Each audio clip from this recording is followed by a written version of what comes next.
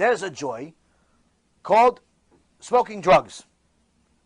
Now, drugs come in different forms. Sometimes it's marijuana, sometimes it's crack, sometimes it's cocaine, ecstasy, acid, mushrooms, a lot of stuff. I had a lot of friends that were drug dealers and drug addicts. And I actually had a few employees that I paid for their rehab. Baruch Hashem, I never did drugs in my life because I like my brain. But that doesn't mean I don't know anything about them. Now, all of these drugs, Rabotai, all of these drugs are 100% forbidden. Why are they forbidden? Why are they forbidden? Because, I know you have the answer, because you saw the shiur about drugs. Rav Moshe Feinstein, alav shalom, says, Shiviti Hashem lenegdi tamid. You have an obligation in the Torah. One of the commandments is that you have to think that HaKadosh Baruch Hu is next to you at all times. The King of Kings, Melech Malchei Amlachim, HaKadosh Baruch Hu is next to you at all times, which means you have to be ready to meet Him at all times. At all times. No exceptions. A person that intentionally changes their mental status from normal to abnormal because of the use of elective drugs, whether it be pills or it be marijuana or the other drugs that I mentioned, Rav Moshe Feinstein says, according to the Torah, he's supposed to get a death penalty on the spot because he's judged as a ben sorer umoreh. That's what he's judged as. A wayward child that gets a death penalty. Smoking marijuana one time, ecstasy one time, it's all the same. In Shemaim, there's no like the government, oh, marijuana, only a year probation. Cocaine, no, that's 2 years in jail. Crack, we're just going to leave you there. We're going to leave you in jail forever. No, my friends. In Shemaim, all drugs are the same, if they're elective. Now, what about if you're taking for medicinal reasons, which means really only one of those drugs you can take for medicinal reasons, or two, let's say painkillers and marijuana. Now, if there is a drug that's available to handle your pain, let's say if a person has cancer, bar minan, or all types of problems with their bones, or so on, and they need something for pain. If there is a pain management system that does not alter your mind, you're obligated to take that one.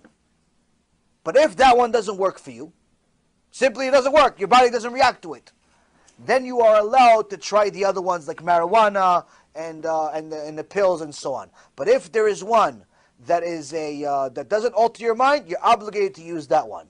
Now, the reality is, in places like California where they made marijuana a mitzvah, over there, people say everybody's sick. Everybody's sick. Everybody is sick. Everybody has a card. Everybody has a sick card. 25 years old sick. 35 years old sick. Everybody's sick. Everybody's sick to get the drugs because they want to make this mitzvah. There's such tzaddikim over there. So now, if you really are sick but you're still religious, HaKadosh Baruch Hu made it a way for you. How? CBD. CBD doesn't get you high. If you need the chemicals that come from the plant to help your pain, you can still get the chemicals without altering your state of mind, which means you could take CBD in different ways, through cake, cookies, toothpaste, a million different ways that you could have it without getting high. Which means, if you're still getting high, it has nothing to do with pain, Baba. It has nothing to do with pain. It has nothing to do with any mitzvah. It's your rasha, your merusha, and HaKadosh Baruch Hu is going to punish you. He's going to punish you for it. Why? Because you didn't believe that he was next to you. You didn't believe he was next to you. You didn't do Shiviti Hashem Lenegdi Tamid. You thought Hashem created the world, but he's in Jamaica. He's on vacation. Maybe smoking hashish with you. You thought Hashem is like you. And that's why Kadosh Baruch Hu says, you thought I was like you. Now you're going to say I'm not like you. Pasuk in the Torah. You thought I was like you, I'm not like you. That's why, Rabotai, you want to be a Jew, a kosher one, all those drugs, you have to get them out of your system. Why? Every single time you inhale marijuana, you take a pill, you do any of that stuff, you're altering your mind. You, my friend, are making a sin from the Torah, not from the rabbis, from the Torah. It's like eating pig. Yeah, but I like it. Okay, so you'll like Genom too. What can I tell? I'm just telling you what's allowed, what's not allowed. I'm not judging you. I'm not judging you. Do what you want. It doesn't change my life. It changes your life. But I can tell you for sure that there are major, major problems with people that consume drugs. And one of the major problems is the fact that they simply get used to a life that's not reality, where normal life becomes insufficient for them. They enjoy being high so much that not being high is no longer tolerable for them. And it requires for them to adjust their life, because all of the fun that they remember is when they were high. So now if you tell them, listen, come to shiur, it'll be fun. Like, what? The rabbi smokes on stage? No. Oh, he takes pills? He's a good rabbi, this guy.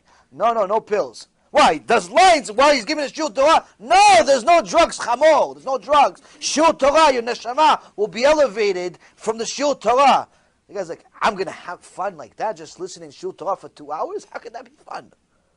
He doesn't understand. He cannot connect fun and Torah. Why? Because all the fun he's gotten himself used to has come in the form of drugs. Same thing will come from marriage. The person is going to get married one day, and his wife says, honey, let's go have fun on a vacation. Let's go have fun on vacation. So he thinks that when he's packing, he's supposed to be packing his drugs too, because that's the fun.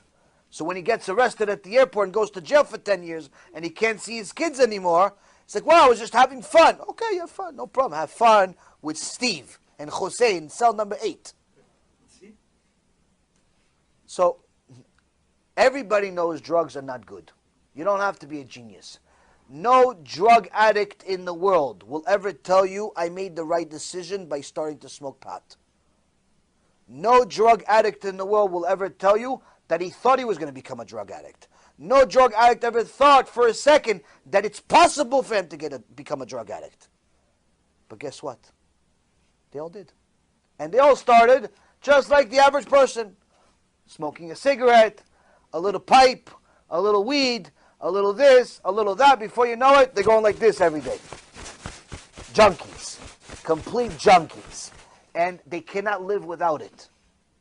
They cannot live without it. And they have to go through rehab and kill themselves and almost die in order to hopefully, maybe, one day have a regular life. And even then it's almost impossible because of how much damage these drugs do on your brain. So that's the key. If you want to ruin your life, do drugs. You want Genom in this world? Enjoy drugs too. You want Gan Eden? Understand that you do not need drugs, and it's also a sin to do them. All forms of drugs. Whether it's marijuana or it's pills, or even if it's a legal drug. Like whether the government makes it legal or not doesn't make it allowed. Just so you guys understand. The government's rules are completely irrelevant to the Torah. Completely irrelevant.